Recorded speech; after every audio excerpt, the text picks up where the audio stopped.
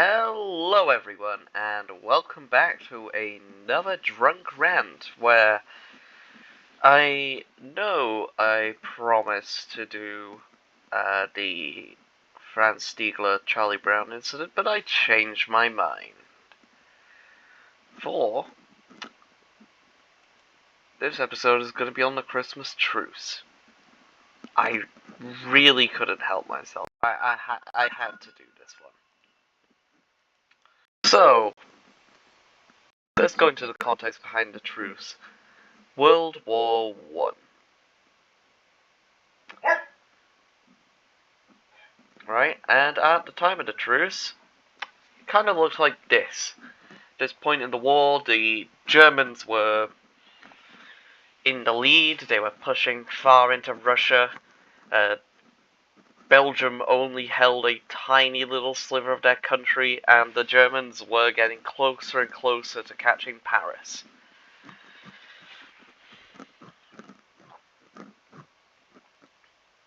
And World War I, we also have to keep in mind, is one of the first people's wars. It is one of the first wars in history where the lower classes, the working class, the middle class, were literate enough to write back home. And so we are able to get their own perspectives on this, which to historians is incredibly important, because obviously when we're looking at older wars like the Napoleonic Wars, or even go back into the medieval era, those wars are usually written by the officers. We don't really get any opinions from the rank and file, and World War I is one of those first wars where we actually get that perspective. We get letters coming home from the troops in the trenches telling their side of the story.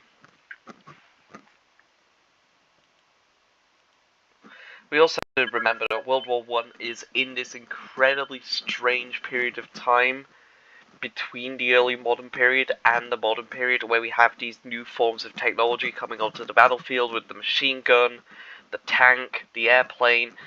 All of this is revolutionizing how war is fought. Like, we see early on the use of horses just instantly taken out of combat roles by machine guns.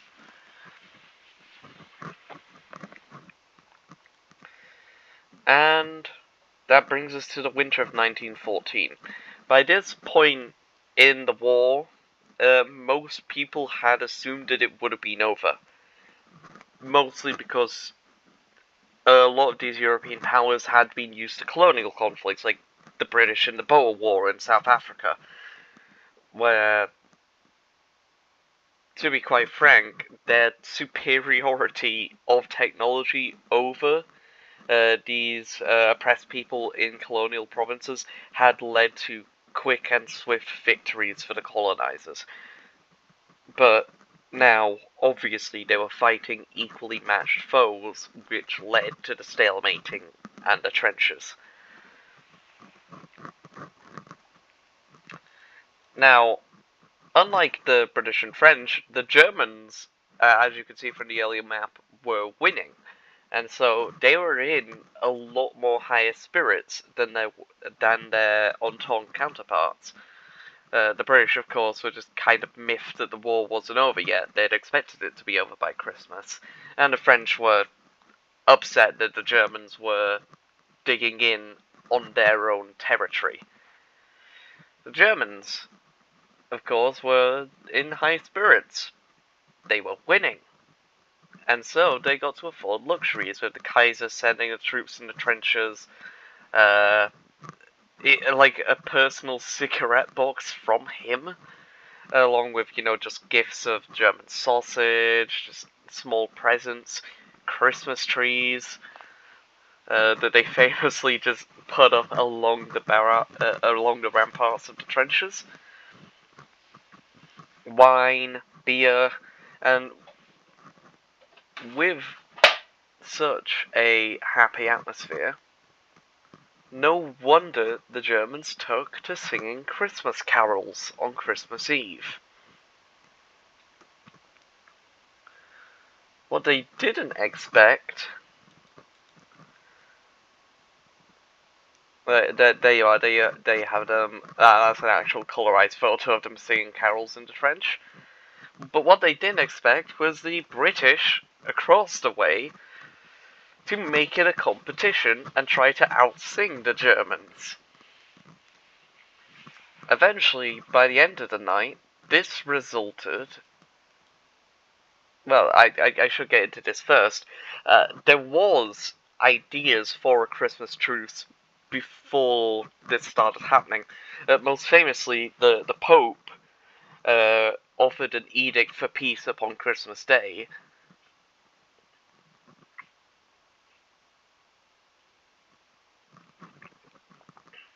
which he thought went, you know, unaccounted. But, well, a few hours later, up and down the Western Front, Germans and Brits would wave white flags and call for a truce for Christmas Day. And I found a letter here from one Corporal Robert Renton of the Seaforth Highlanders. I never thought we'd spend Christmas the way we did. We're in the trenches on Christmas Day. On Christmas Eve, the Germans in front of us started singing what appeared to be hymns. We were shouting for encores. The trenches were only about 150 yards in front of us. They kept us singing up all night. On Christmas Day, some of them started to shout across to us to come over for a drink. It started with one or two going over halfway and meeting the Germans between the two lines of trenches. Thank God that there was a big crowd of German and British, all standing together, shaking hands and wishing each other a Merry Christmas. They were giving us cigars and cheroots to exchange for cigarettes, and some of them had bottles of whiskey. It seemed a decent crowd that was in front of us. They were all fairly well dressed, and the majority of them could speak broken English. Some of them could speak it as well as myself. They said they were not going to fire for 3 days. They kept their word too. There's no rifle fire for 2 days after Christmas. There were 2 dead Frenchmen between our lines. We could never get out to bury them till that day. The Germans helped us to dig the grave. One of their officers held a service over the graves. It was a sight worth seeing, and one not easily forgotten. Both Germans and British paying respect to the French dead.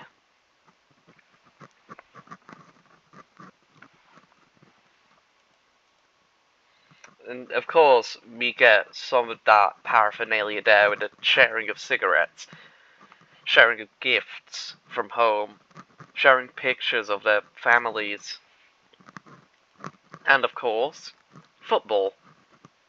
We know of 3 games that were played that day. England versus Germany, Scotland versus Germany, and Germany versus France. Germany won their game with France and with England, but Scotland won their game against the Germans.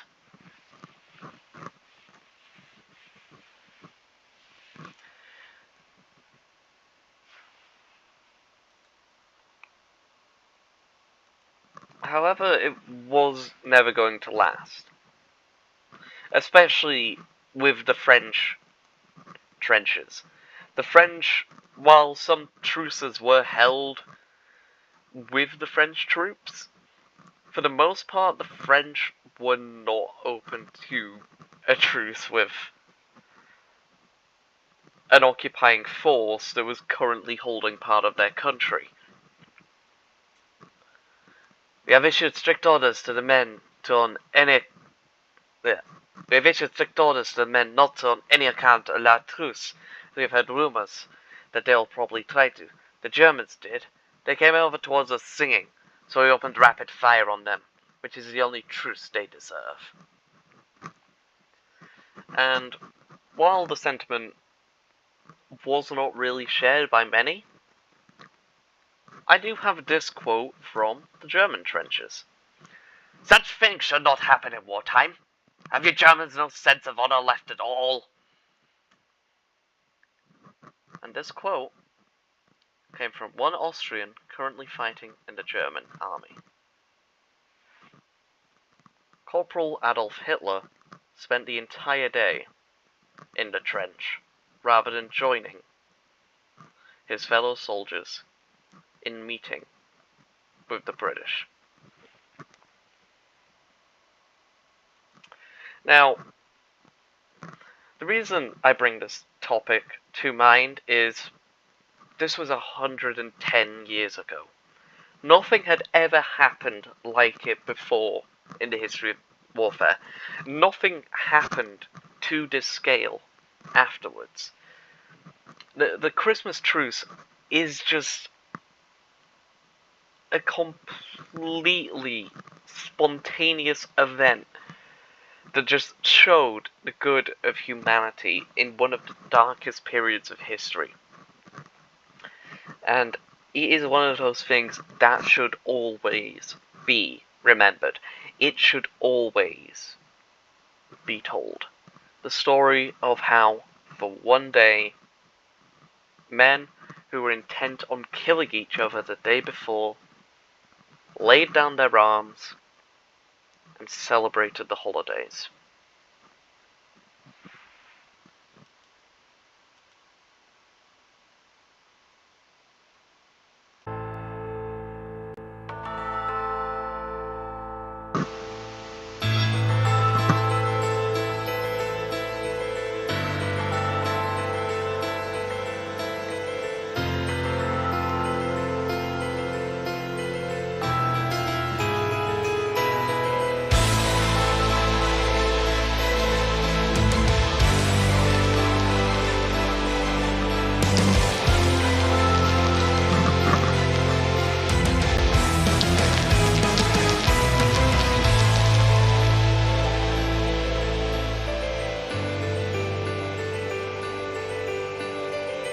Silence. I remember the silence on a cold winter day. After many months on the battlefield, and we were used to the violence, then all the cannons went silent, and the snow fell. Voices sang to me from no man's land. We are all friends.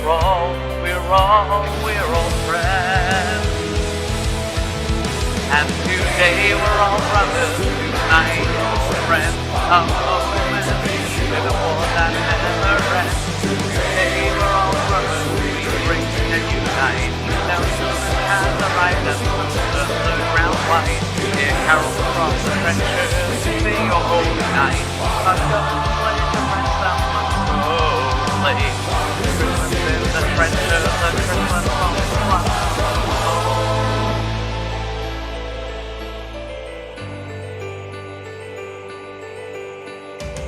madness, or remember the sadness. We were hiding out here in a foreign land where we faced the fear. We were soldiers, carried the war on our shoulders for our nation. Is that why we bury our friends? We were all friends. And today we're all brothers, tonight we're all friends. A moment keep the war that never ends. Today we're all brothers, we bring and unite. Now Christmas has arrived and the ground white.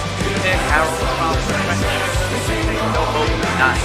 A gun play to rest up slowly. Christmas in the trenches, the Christmas on the front of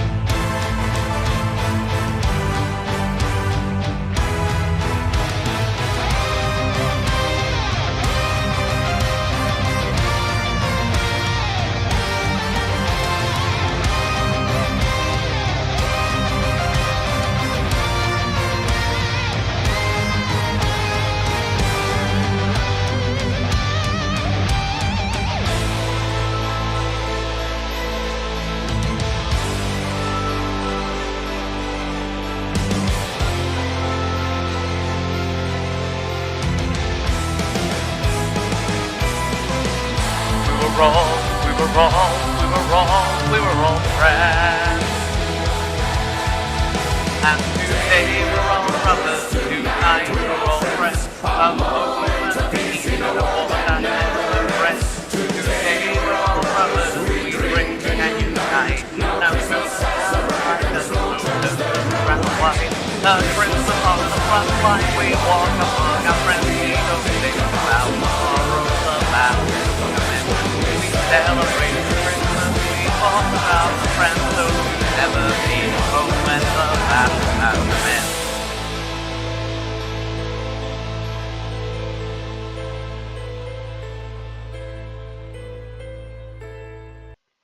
So, I thank you for joining me on this journey to one of the most uplifting moments in human history. So, with that all being said, Merry Christmas, and a Happy New Year. Goodbye.